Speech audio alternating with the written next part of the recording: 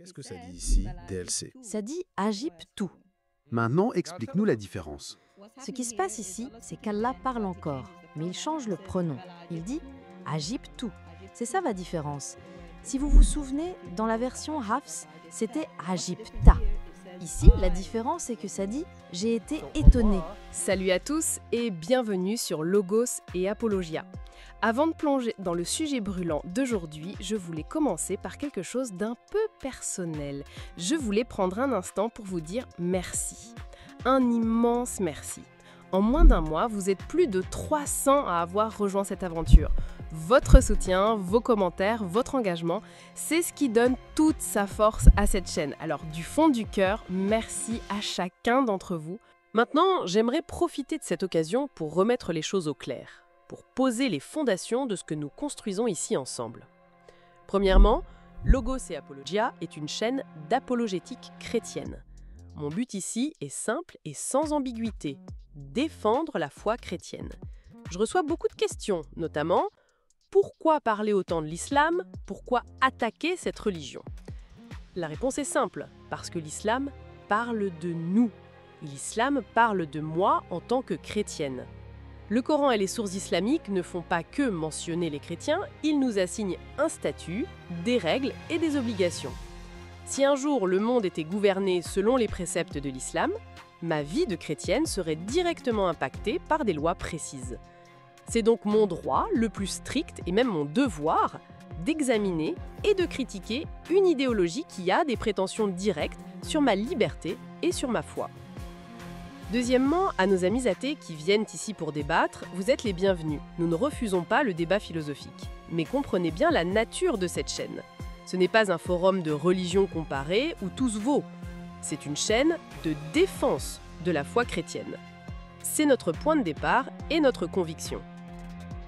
Et cela m'amène au dernier point. Je lis dans les commentaires que mon identité pose un problème à certains. Alors je vais le dire haut et fort.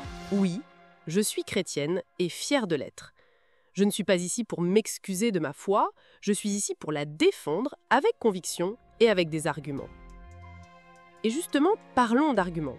Nos amis musulmans nous accusent souvent de mentir ou de déformer leurs textes. Dans la vidéo qui suit, nous n'allons pas donner des opinions. Nous allons mettre sur la table des faits, des preuves matérielles que vous pourrez examiner. La seule chose que nous vous demandons, ce n'est pas de nous croire sur parole, mais simplement de faire preuve de sincérité. Regardez, écoutez et jugez par vous-même.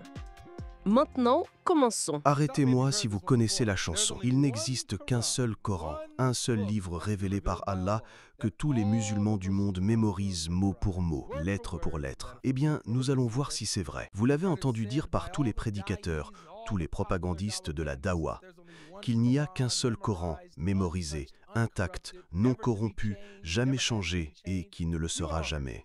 Le Coran était préservé. Nous croyons que depuis l'époque du prophète jusqu'à aujourd'hui, mot pour mot, lettre pour lettre, haraka pour haraka. Il n'y a jamais eu deux copies du Coran qui soient différentes, même d'une seule lettre ou d'un seul mot. Nous croyons donc en ce Coran unique, mémorisé lettre par lettre, mot par mot. Le Coran était préservé par transmission orale et par transmission écrite. Il y a près de 2 milliards de musulmans dans le monde et ils récitent tous ce livre exactement de la même manière. Et il n'en existe qu'une seule version. Ainsi, quand je récite le Coran, si je prononce ou, i ou a différemment, un musulman éthiopien, un musulman chinois, un musulman yéménite peut me corriger. Un enfant de 8 ans dans n'importe lequel de ces pays peut me corriger car il saura que ce n'est pas ainsi qu'on le mémorise. Vous avez tous déjà entendu ça. Eh bien, aujourd'hui, j'ai amené quelques amis avec moi et nous allons vous présenter 5 variantes coraniques que chaque chrétien devrait connaître. Vous devriez tous avoir ça dans votre poche, prêt à être utilisé lorsque vous parlez à un musulman. 5 variantes du Coran, facile à expliquer, facile à montrer à vos amis musulmans. Et j'ai invité mes amis pour parler de ce sujet énorme. Salut les gars. Salut, ça va? Quoi de neuf? DLC, t'es là? Je suis là. Comment allez-vous? Plutôt bien. Ok les gars, donc nous avons 5 variantes coraniques. Des faciles, n'est-ce pas? Nous ne parlons pas de traductions françaises qui sont différentes, hein. Nous parlons bien de l'arabe, dans le texte arabe. Différentes versions du Coran, différentes lectures qui ne sont pas de simples changements de dialecte, mais bien des mots différents qui changent le sens. C'est bien de ça qu'on parle, les gars. C'est tout à fait ça. C'est exactement de ça qu'on parle. On parle de différences dans le texte arabe, de différentes versions du texte arabe. Parfait, d'accord. Cela étant dit, l'une de celles qui me vient à l'esprit, si vous suivez la chaîne depuis longtemps, vous la connaissez déjà, c'est la sourate 37, verset 12. J'ai mes experts en arabe ici pour décortiquer ça. DLC, peux-tu lire ceci, si que le vois?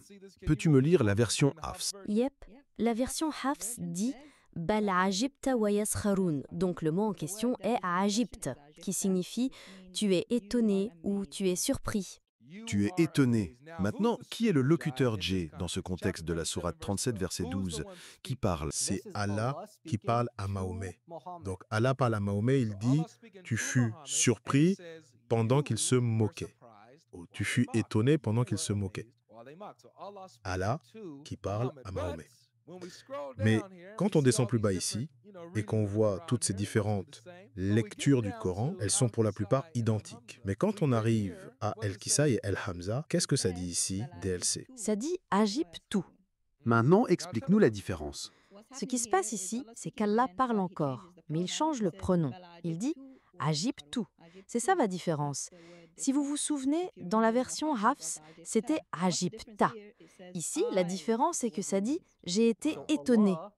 Waouh. Donc, Allah est étonné, alors qu'avant, c'était Mahomet qui était étonné. C'est donc là la grande différence. Nous avons Allah qui est le locuteur. Il est le locuteur dans les deux versions du Coran. C'est bien lui qui parle. Et pourtant, dans une version, Allah dit « Tu as été surpris pendant qu'il se moquait ». Tandis que dans l'autre, il dit « J'ai été surpris pendant qu'il se moquait ». Les musulmans ne peuvent donc pas dire « Oh, ce sont des dialectes et ils ont tous le même sens ». Non, le sens change littéralement tout le contexte.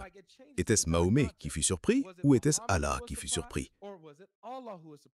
Maintenant, si vous voulez dire les deux, alors, par tous les moyens, dites que les deux, Allah et Mahomet, ont été surpris. Mais vous ne pouvez pas dire que ce n'est pas une différence et que ça ne change pas le sens. D'accord les gars, c'était la sourate 3, verset 12. Gardez ça dans votre arsenal. Une variante facile à montrer à un musulman. Et on en a une autre. Ça, c'est la numéro 1. Numéro 2, nous avons la sourate 10, verset 16. Vas-y Jay, parle-nous de celle-ci. De quoi s'agit-il? Ok, en voici une qui est une contradiction. Souvent les musulmans vous demandent « Ok, montrez-moi où elles se contredisent ». Très bien, voici où elles se contredisent. La sourate 10, verset 16 dit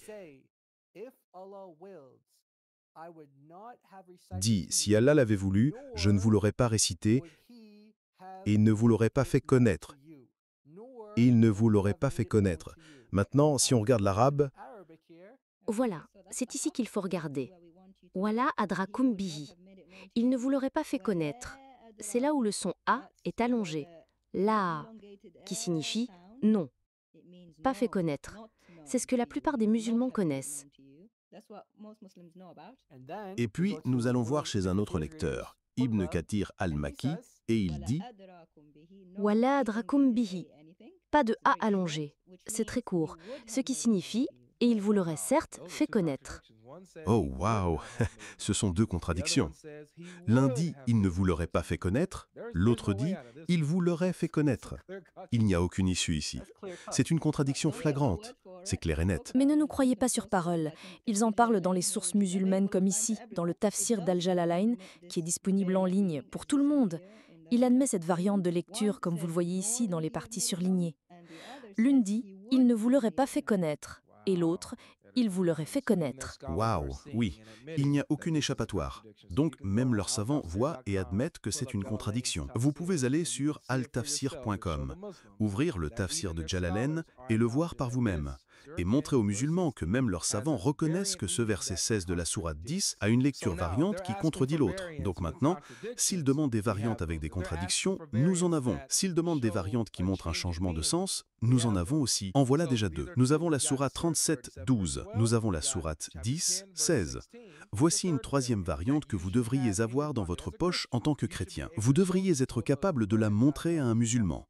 Vas-y Jay, parle-nous de ça, guide-nous. Celle-ci est une variante juridique. Qu'est-ce que je veux dire par là? Je veux dire que, selon la version du Coran que vous lisez, cela change et affecte la façon dont vous pratiquez la religion de l'islam. Le verset ici concerne la manière de racheter un jeûne manqué.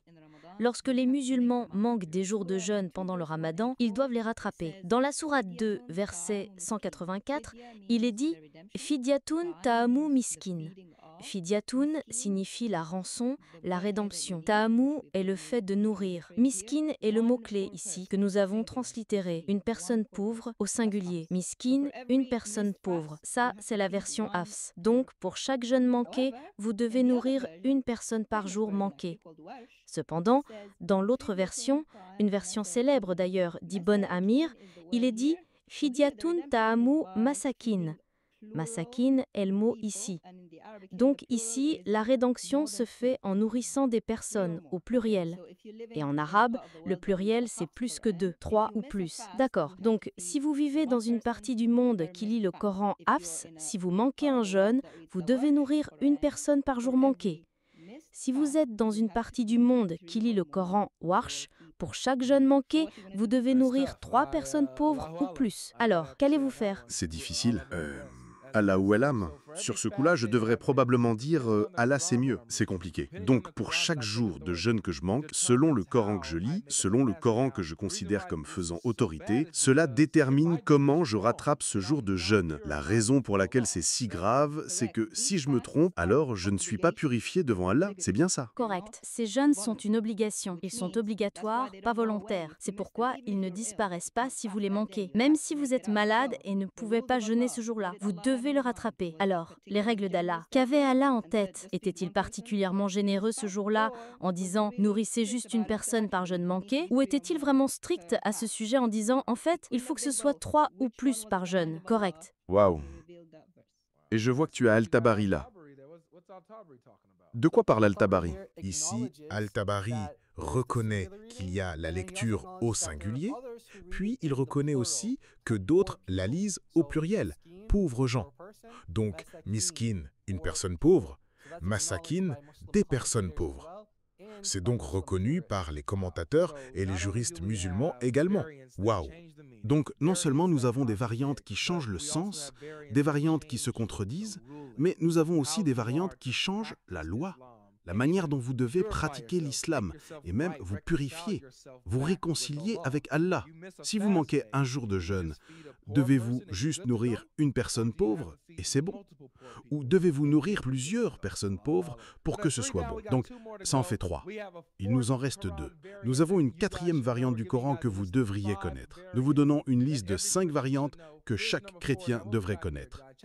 Voici la numéro 4. Qu'avons-nous ici? Sourate 12, verset 90. Nous avons ici la traduction de Fadel Soleiman qui note en fait en anglais certaines des lectures variantes. Donc, Sourate 12, verset 90, les frères de Joseph pensent le voir dans une version et ils savent qu'ils le voient dans une autre version. Dans une version du Coran, il est dit, ils dirent, « Est-ce que tu es vraiment Joseph ? Est-ce que tu es vraiment Joseph ?» Ils ne savent pas. Et puis dans l'autre lecture, ils sont certains que c'est bien Joseph. N'est-ce pas? Oui. Donc, dans une lecture, ils ne sont pas sûrs. Se pourrait-il que ce soit toi? Es-tu vraiment Joseph? Est-ce bien toi? On ne sait pas. Et puis, l'autre lecture, ils sont certains que c'est bien Joseph. Waouh! Donc, nous avons l'incertitude dans une lecture du Coran et la certitude dans l'autre. Et les deux ne peuvent pas être vrais, car c'est la même conversation, le même instant, n'est-ce pas? Le même scénario, ce n'est pas comme s'il y avait 2 scénarios différents. C'est exactement la même conversation, mais elle est rapportée différemment dans les différents Corans. C'est bien ça? Exactement. Et ce n'est pas « certains frères ont dit ceci et d'autres frères ont dit cela ». Non, il est juste écrit « ils dirent ». Donc, si vous lisez une version, vous aurez l'impression que « ils » au pluriel ont dit « se pourrait-il que ce soit toi? Est-ce vraiment toi ?» Ils ne savent pas. Et puis l'autre version vous fait penser que non, ils savent avec certitude que c'est lui. N'est-ce pas? Ce n'est pas divisé en différents groupes ou quoi que ce soit du genre. Ces excuses ne fonctionnent pas. Nous avons Al-Tabari qui en parle. Dans le texte arabe, une version du Coran l'écrit sous forme de question, où ils disent « A'inaka la anta Youssouf », ce qui signifie « es-tu ». Et il dit que dans les autres versions, c'est une confirmation, c'est affirmatif. « Inaka la anta Youssouf », tu es Joseph. Et en fait, Al-Tabari préfère la version interrogative. Attends une seconde. Tu as Al-Tabari qui choisit une lecture du Coran plutôt qu'une autre. Oui. Juste ici, il dit « Wal qira'atu lati hi al-sawab indana ». ce qui signifie la lecture correcte selon nous est la lecture de celui qui questionne, celle avec la question. Attends une minute, mettons les choses au clair. Es-tu en train de me dire, fille du Christ, femme de Dieu, que nous avons un savant islamique, un historien, l'un de leurs meilleurs, l'un des plus grands, qui dit que l'une des lectures du Coran éternel, la parole éternelle d'Allah, est incorrecte? Il dit que la correcte est celle-ci, ce qui signifie que l'autre est incorrecte. Exactement. Parce que si les deux venaient d'Allah, premièrement, ce n'est pas possible. Qu'est-ce qu'Allah a dit? Ok, on refait la scène avec une réplique différente. Ça ne marche pas. Ce qui s'est passé historiquement est une seule chose. Et s'il estimait que les deux versions étaient valables, il n'aurait pas dit que l'une est la correcte. Cela signifie que l'autre est incorrecte. Donc, la même théorie, le même narratif que nous entendons habituellement de ces musulmans, selon lequel tous ces Corans, même s'ils sont dans des dialectes différents et qu'il peut y avoir des variantes, sont tous également les mêmes, ils sont tous également corrects et proviennent d'Allah. Ce narratif est anéanti. C'est un mythe. Exactement. Les premiers musulmans comme Al-Tabari ne croyaient pas cela. Et nulle part Al-Tabari n'a dit que c'était un dialecte. Il a dit que l'une est une question et l'autre est une... Affirmation. Waouh, c'est génial. Maintenant, avec cette variante, les gars, c'est une bonne réponse quand les musulmans disent que, vous savez, les lectures variantes sont juste une question de dialecte et de la façon dont certains musulmans dans le monde prononcent certains mots et qu'ils ont une manière différente de parler, mais que c'est le même mot, le même script, le même squelette consonantique, etc. Mais avec cette variante, ça ne marche pas si des mots sont carrément absents, n'est-ce pas, Jay et DLC? Exactement. Comment ça marche? Un Coran a un mot que l'autre Coran n'a pas, ou un Coran a un mot de plus que l'autre? Je pensais qu'ils étaient tous les mêmes. Ils sont censés être tous les mêmes, mec, juste sonnés différemment. C'est ce qu'ils disent. Ça me dit qu'un scribe s'était endormi. Le scribe endormi. Le scribe endormi. Alors, la voici, sourate 57, verset 24. Il est dit, ceux qui sont avares et ordonnent l'avarice aux gens, et quiconque se détourne, alors Allah est celui qui se suffit à lui-même, le digne de louange. La partie sur laquelle nous voulons nous concentrer est Allah, celui qui se suffit à lui-même, le digne de louange, ce qui en arabe donne Fa'ina Allah huwal gani la hamid. Et la partie Huwa est le problème. Parce que nous la voyons dans certaines versions du Coran comme Hafs, mais elle semble disparaître dans d'autres versions du Coran comme celle de Warsh. Donc Oa signifie lui ou il est. Dans cette version Warsh, il n'y a pas de il est, ce qui perturbe la grammaire. Il n'y a pas le verbe être. Alors, qu'est-ce qu'on va en faire de celle-là? Qu'est-ce qui s'est passé ici? C'est intéressant. Juste rapidement, les gars. On ne peut pas prononcer un mot qui n'est pas là, n'est-ce pas? Exact. On ne peut pas avoir un dialecte spécifique sur un mot qui n'existe pas dans le texte. Exactement. Waouh! C'est magnifique. Ouais. Donc, ce n'est pas juste un accent ou un dialecte. Non, c'est un mot complètement manquant. Ou si vous prenez Warsh comme version standard du Coran, vous pourriez dire que Hafs et d'autres versions ont ajouté un mot. Ça dépend de quel Coran est ton Coran, mec. C'est ça? Oh, c'est bon ça. Donc, on va simplement les lire pour que vous puissiez entendre la différence. Mais la chose clé que vous devez écouter, c'est le mot « huwa ». L'une l'a et l'autre ne l'a pas du tout. D'accord? Donc, celle qu'il a dit, « Fa'inna Allaha huwa al-ghaniyul hamid ». Et celle qui ne l'a pas dit, « Fa'inna Allaha al-ghaniyul hamid ». Pas de « huwa ». En gros, c'est comme le jeu des 7 erreurs. C'est la même chose, la même... une différence... Où est la différence? Oui, on peut même l'avoir à l'œil nu. Waouh! Oui, vous pouvez littéralement voir de vos propres yeux qu'un mot a disparu du texte ou qu'un mot a été ajouté au texte. On peut le voir clairement. Donc voilà les amis, 5 variantes coraniques que chaque chrétien devrait avoir dans sa poche. Nous avons la sourate 37, verset 12, nous avons la sourate 10, verset 16, la sourate 2, verset 184, la sourate 12, verset 90 et la sourate 57, verset 24. Selon le Coran qui fait autorité pour vous, selon le Coran que vous avez, ce sera la façon dont vous verrez ces versets et dont vous les traiterez. Et c'est énorme parce que cela démontre une fois de plus que le narratif standard selon lequel le Coran est parfaitement préservé jusqu'à la lettre, sans aucune différence de sens, sans aucune différence de contexte, et que tous les mots sont préservés, ce narratif standard ne tient pas la route, les gars. Tout le monde, on est prêt? J'ai un nouvel homme sur l'échelle. Tu n'es jamais monté sur l'échelle avant? Jamais, non, jamais. Tu es déjà venu à Speaker's Corner plusieurs fois, oui, mais tu n'es jamais monté ici. Jamais. Tu es terrifié, n'est-ce pas? J'étais un peu nerveux. Tu es un peu nerveux et tu étais musulman, n'est-ce pas? J'étais musulman. Mais maintenant, je suis chrétien. Jésus, alléluia. Jésus. Aujourd'hui, c'est très important, n'est-ce pas? Oui.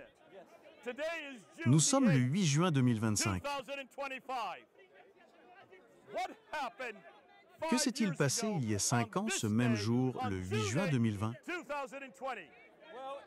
Eh bien, en 2020, Jay Smith et Hatun ont démystifié l'affirmation selon laquelle il n'y a qu'un seul Coran, en apportant plusieurs Corans avec différentes lectures et vos propres savants islamiques. Attends une minute. Tu vas trop vite. Reste sur le sujet. Donc, en 2016, il y a 9 ans, nous sommes venus ici et nous avons brandi des Corans. De nombreux Corans, oui. Et tout le monde était sidéré. Et qui se tenait juste ici, au milieu? Mohamed Hijab. Mohamed Hijab était juste là, en train de nous filmer. Vous voyez maintenant pourquoi c'est important. Vous voyez, les amis, Mohamed Hijab était ici même, témoin de ce que nous avons fait. Et qu'avons-nous fait en 2016? En 2016, ils ont démystifié l'affirmation que... Attends une minute, nous ne l'avons pas démystifié à ce moment-là. Nous avons brandi des Corans. Êtes-vous prêts, les amis? Voulez-vous voir les Corans? Montrons les Corans. Vous regardez? Vous voyez ça? Chacun de ces livres est un Coran. Pas deux ne sont identiques. Pas deux. Aucun n'est pareil. Chaque Coran est différent. Combien sont différents? Chaque Coran est différent. Ils sont en arabe. Ils ont plus de 1000 ans. Plus de 1000 ans. Alors, les amis, voyez-vous le problème? Que disent les musulmans à propos du Coran? Eh bien, les musulmans disent que le Coran a été préservé et qu'il n'y a qu'un seul Coran. Non, les musulmans disent qu'il est éternel. Il est éternel. Ok? Surat 85, verset 22. C'est donc le Coran éternel. S'il est éternel, aucun homme ne l'y touchait. C'est vrai, oui. Et il se dit dans la sourate 10, verset 15, et la sourate 18, verset 27, qu'aucun homme ne peut changer le Coran. C'est exact. Aucun homme ne peut changer les paroles d'Allah. Et pourquoi personne ne peut-il changer le Coran dans la sourate 15, verset 9? Parce que Allah le préserve. C'est ça. Si Allah le préserve, comment l'homme peut-il le changer? C'est vrai. Pas un mot, pas une lettre. As-tu entendu ça en grandissant? Oui, Mansour lui-même et Rachid ont fait une vidéo il y a 8 ans où ils disaient que pas une seule aya, pas un seul point du Coran n'a été changé. Mais ici, nous allons vous donner la preuve qu'il y a eu des versets, des ayats et des points qui ont été changés. Pas un, pas deux, pas trois. Combien de changements avons-nous pu trouver entre les 30 différents Corans? 100 000 changements. 100 000 mots différents. Ce qui signifie 100 000 significations différentes.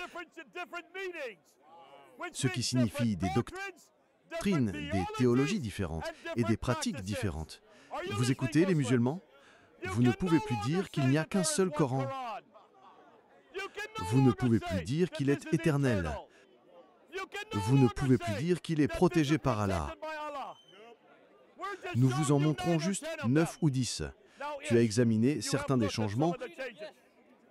Nous allons les lire en arabe pour vous et les traduire en français. Oh, vas-y. D'accord. Alors, Jay, tu connais l'histoire sur les différents scribes, n'est-ce pas? Tu connais ton histoire sur Warsh. Oui, d'accord, je sais tout ça. Alors, Jay, voici le Coran Hafs. D'accord? Hafs. C'est ça. Maintenant, ce Coran est l'imam Warsh, transmis depuis Nafi. De combien de temps sont-ils postérieurs à l'existence de Mahomet? Eh bien, Hafs est mort en 796. Quand est Mahomet est-il mort? 6, selon le récit islamique standard, Il est mort en 632.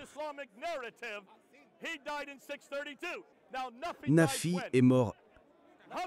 Hafs est mort au 8e siècle, 796. C'est quand Hafs an-Asim est mort. Tu connais la date pour Nafi? C'est le 9e siècle, il est plus tardif. D'accord, continuons les amis. Il va vous montrer, juste en regardant des 30 Corans différents. Nous n'en avons que 8 ou 9 ici aujourd'hui. Waouh! Ce Coran est le Coran Warsh, mesdames et messieurs. Et ceci est le Coran Hafs. 2 Corans différents. Dans la sourate 3, verset 146, voici ce qui est écrit dans le Coran Warsh. Wa kayinin min nabiyin kutila. Et bien des prophètes furent tués. C'est le mot, ici. Ceci est transmis de Warsh. D'accord. Warsh est différent. Warsh, c'est 812. C'est là qu'il est mort. Il vient d'Égypte. Hafs, c'est 796. Il vient de Koufa. Koufa, s'est-il jamais connu? Non, évidemment, ils ne se sont pas connus. Ils ne sont pas de la même ville. C'est ça. Donc vous avez 2 Corans complets, un d'Égypte, un de Koufa, qui est Bagdad, juste à l'extérieur de Bagdad. Donc l'Irak et l'Égypte, à centaines de kilomètres d'écart. Et combien de différences entre ces 2 livres? De multiples différences, 5000 différences, 5000 mots différents, 5000 phrases différentes.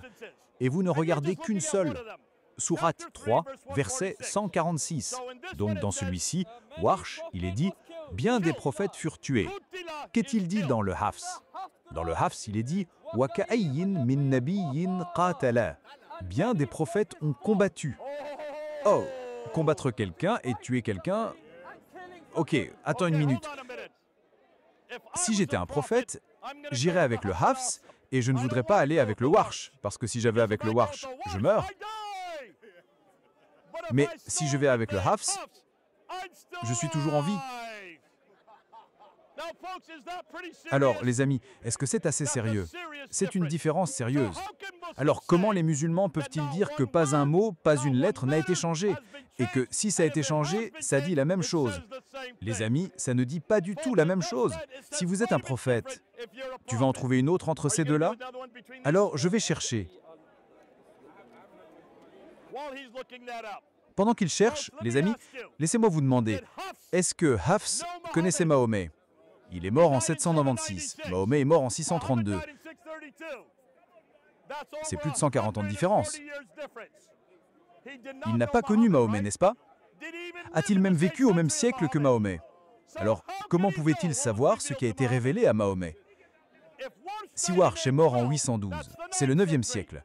Connaissait-il Mahomet? Donc, aucun de ces hommes ne connaît Mahomet. Mais quel est le Coran que nous utilisons aujourd'hui? Le Coran Hafs. 93% du monde musulman utilise le Hafs.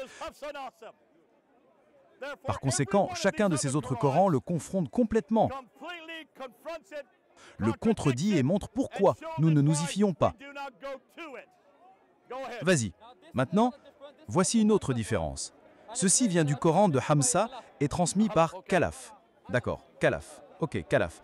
Et maintenant, ceci est évidemment le Coran Hafs. Dans ce travail, c'est pourquoi il se réfère à chaque fois au Hafs, car c'est la norme que l'Arabie Saoudite a établie en 1985. 1985.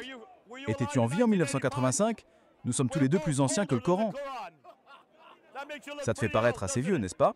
Étais-tu en vie en 1985? Je suis plus ancien que l'époque où le Coran a finalement été standardisé. Vous voyez le problème? Maintenant, ceci est dans la sourate 21, verset 11. Ok, ça dit ceci.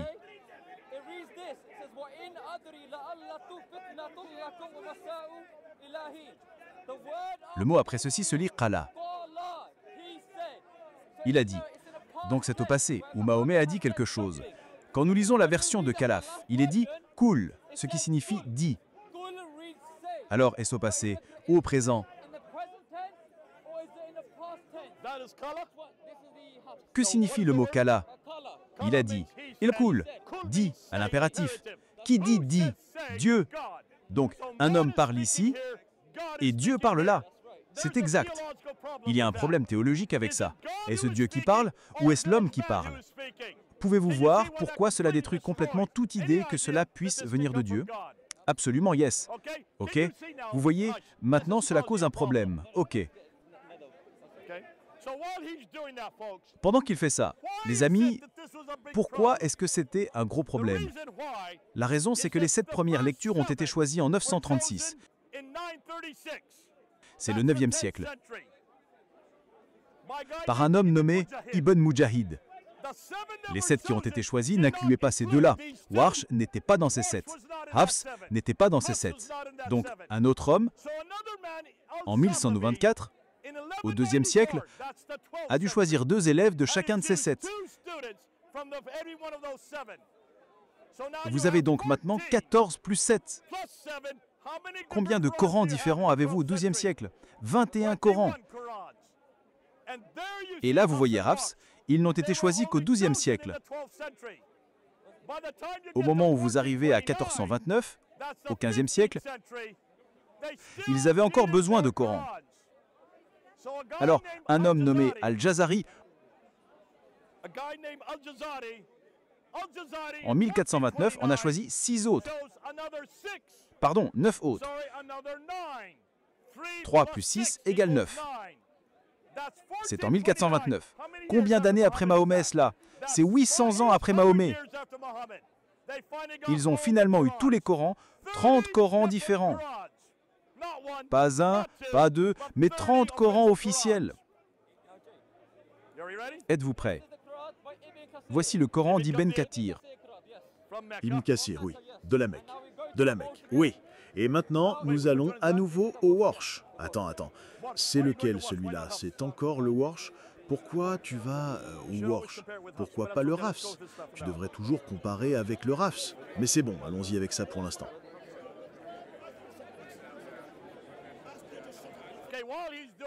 D'accord, pendant qu'il fait ça, les amis, si vous avez 30 Corans différents, que faites-vous quand vous avez des examens standardisés? Au lycée, au Caire, en Égypte. Juste une ville, en 1924, au siècle dernier. Ils ne pouvaient pas avoir d'examen standardisé car ils avaient 30 réponses différentes de 30 Corans différents. Vous voyez pourquoi ils ne pouvaient pas tester. Ils ne pouvaient même pas utiliser d'examen. Alors, ils sont allés voir un homme nommé Al-Haddad, Mohammed ibn Ali al-Husseini al-Haddad, qui était à l'université Al-Azhar, et ils lui ont demandé de choisir un Coran. Et c'est lui qui a choisi celui que vous avez dans votre main. C'est le Hafs? Oui, nous allons commencer par celui-là, vas-y. Donc, dans la sourate 3, verset 48 du Coran Ibn Kathir, il est écrit ceci. Wa yu'allimuhu.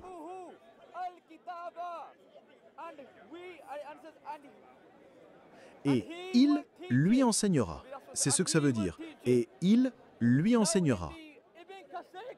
Maintenant, dans le Hafs, il est écrit Wa nu'allimuhu. Et nous lui enseignerons. Allah est-il pluriel? Si Allah est pluriel, cela signifie qu'il y a une autre personne au ciel avec Allah. Lequel est correct? Il lui enseignera ou nous lui enseignerons? Lequel est correct, Jay? Vous pouvez voir que c'est un dilemme pour moi, car évidemment, il signifie que c'est un homme. Si c'est nous, cela signifie généralement Dieu lui-même, au pluriel. Mais Dieu n'a-t-il pas un? C'est exact. Donc vous avez même une contradiction théologique avec ça. C'est le nous de majesté. Il n'y a pas de nous de majesté. La reine Victoria ne l'avait pas encore inventé. Je veux dire, pardon.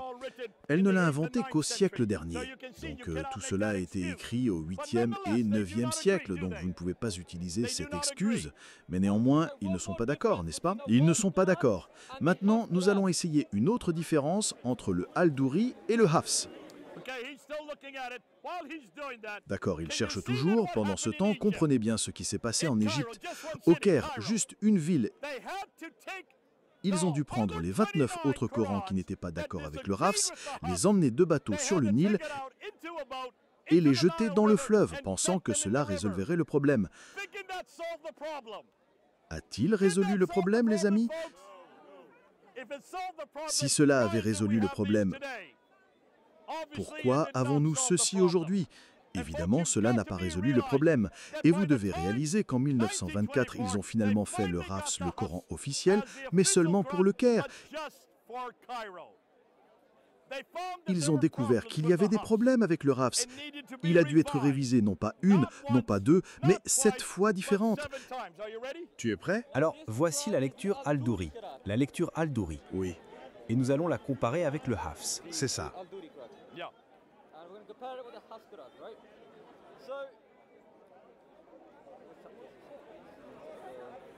Alors, D'accord. Pourquoi est-ce que tu cherches encore? Allez, on continue. 43. Donc, dans la sourate 43, verset 18, écoutez bien, mesdames et messieurs, dans le Coran Hafs,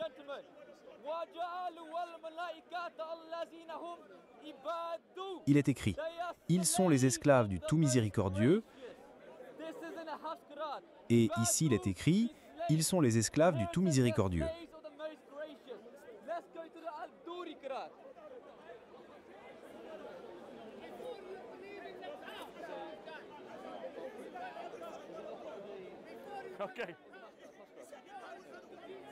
Maintenant, passons au Hafs. Pendant qu'ils cherchent encore, rappelez-vous qu'ils ont examiné le texte Hafs là-bas, en Égypte. Et ils ont trouvé tellement de problèmes qu'ils ont dû le réviser, non pas une fois, non pas 2 fois, mais 7 fois différentes.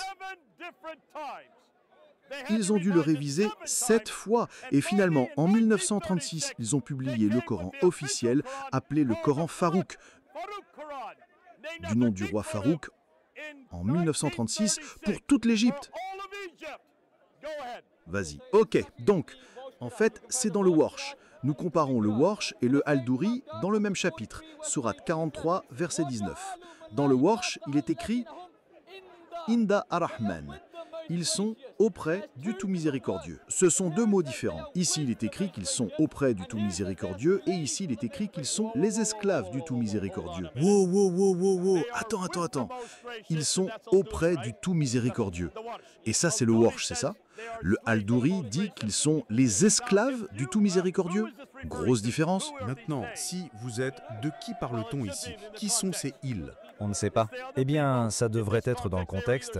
Le peuple, ce sont les autres personnes dans ce contexte. Ils sont soit des esclaves, soit auprès d'eux. Que préféreriez-vous être?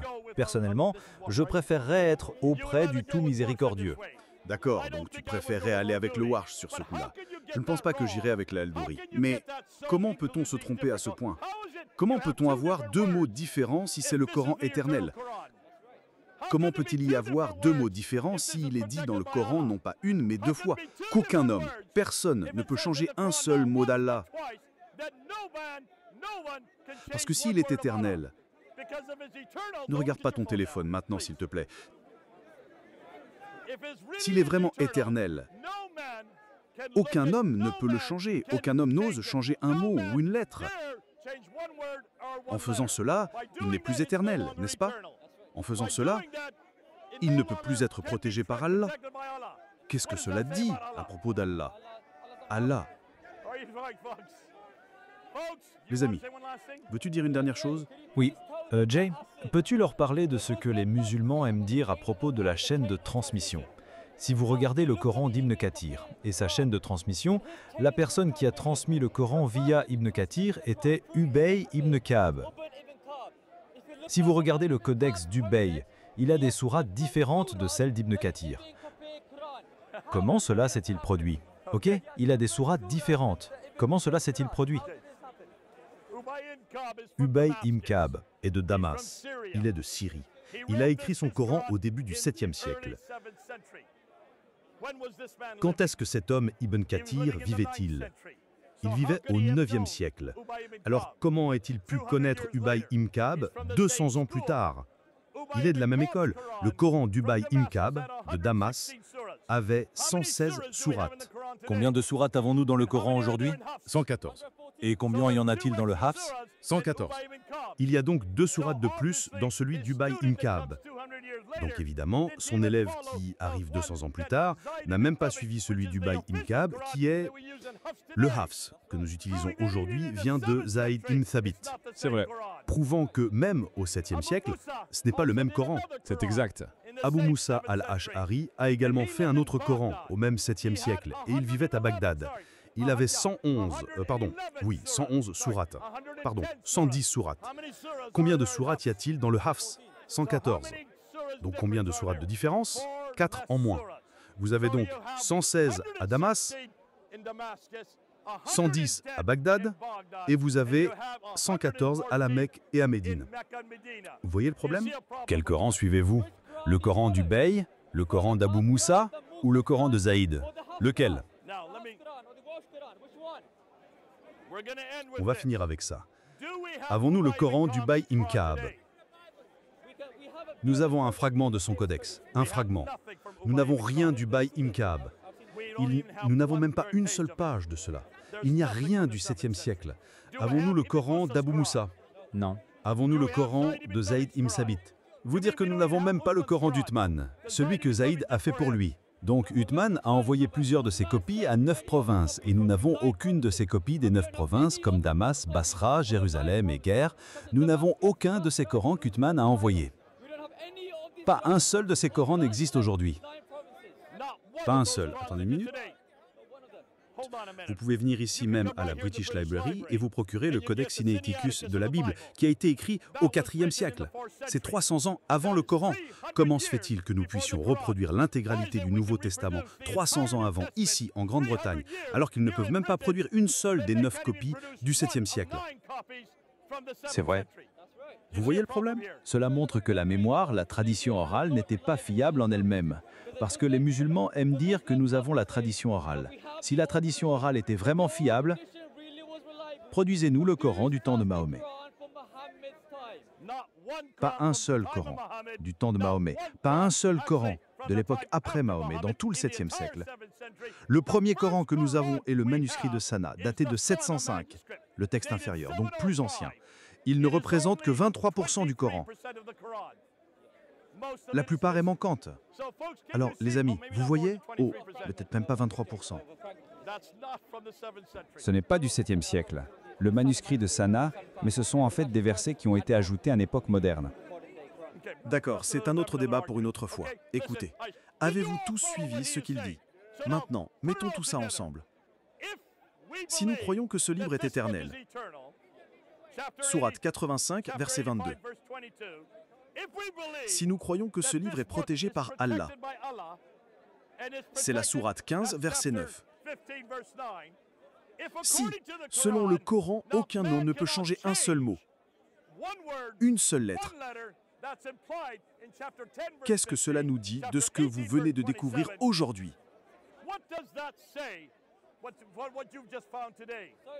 Cela montre qu'Allah est faux. Si Allah lui-même a dit qu'aucun homme ne peut changer ses paroles, sa parole éternelle, pourquoi avons-nous des différences dans ces Corans? Pourquoi? C'est la question pour vous, musulmans. Ok, maintenant revenons au début. Mohamed Hijab se tenait juste là. Il nous regardait brandissant ses Corans. Il nous filmait. Il est allé à l'extérieur de la foule, là-bas, et il a dit « Venez à moi ». Ne regardez pas ce qu'ils vous montrent, n'écoutez pas ce qu'ils disent. Je vais tout vous expliquer. Il a dit ça en 2016. 4 ans plus tard, le 8 juin, qui est aujourd'hui, il a dû poser une question à un savant, le plus grand savant de l'islam, le docteur Yassir Kadji, qui vit à Dallas, au Texas. Kadi, Yassir Kadi? Ok, attendez une minute. Avez-vous vu cette interview? J'en ai vu un peu, oui. Vous devez regarder cette interview. Qu'a demandé Mohamed Hijab en premier? Il a tendu la main. Et qu'a-t-il dit? Il a parlé des différents qiraat. Il a dit, voici un mouchaf blanc. Quel Coran est celui qui est éternel? Quel Coran est celui que Mahomet a reçu? Quel Coran est celui que Ousmane a écrit? Et qu'a répondu Yassir Kadji? Ne me demandez pas cette question. Nous ne parlons pas de ça en public. Éteignez la caméra. Il a dit que c'était le plus grand problème, le problème le plus difficile des 1000 ans.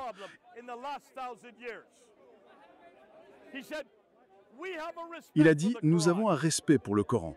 Nous tenons le Coran comme ça. Il y a certaines questions que nous ne posons pas. Nous traçons une ligne rouge et nous n'allons pas au-delà de cette ligne rouge. Mais là, il était à l'université de Yale, en train de faire son doctorat sur le Coran. Il a dit qu'il n'y a pas de ligne rouge à Yale, et il a eu une crise de connaissance là-bas.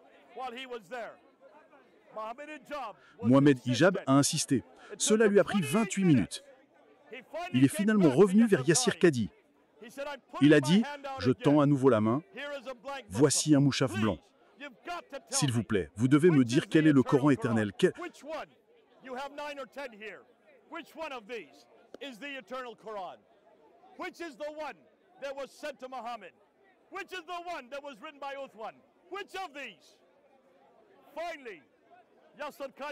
Finalement, Yassir Qadhi a dit « Tu me pousses, tu me pousses ». Il dit « J'ai besoin d'une réponse ». Devinez quelle a été sa réponse? Ils sont tous le Coran. Un peu de Hafs, un peu de Warsh. Vous prenez un peu de ceci et vous mélangez le tout. Et j'ai juste commencé à applaudir. Parce que Yassir Qadhi et Mohamed Hijab ont complètement discrédité le Coran. Il y a 5 ans aujourd'hui, sur Zoom,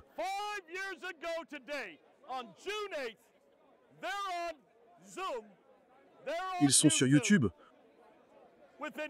En 2 semaines, ils avaient mis cette interview sur leurs 2 sites.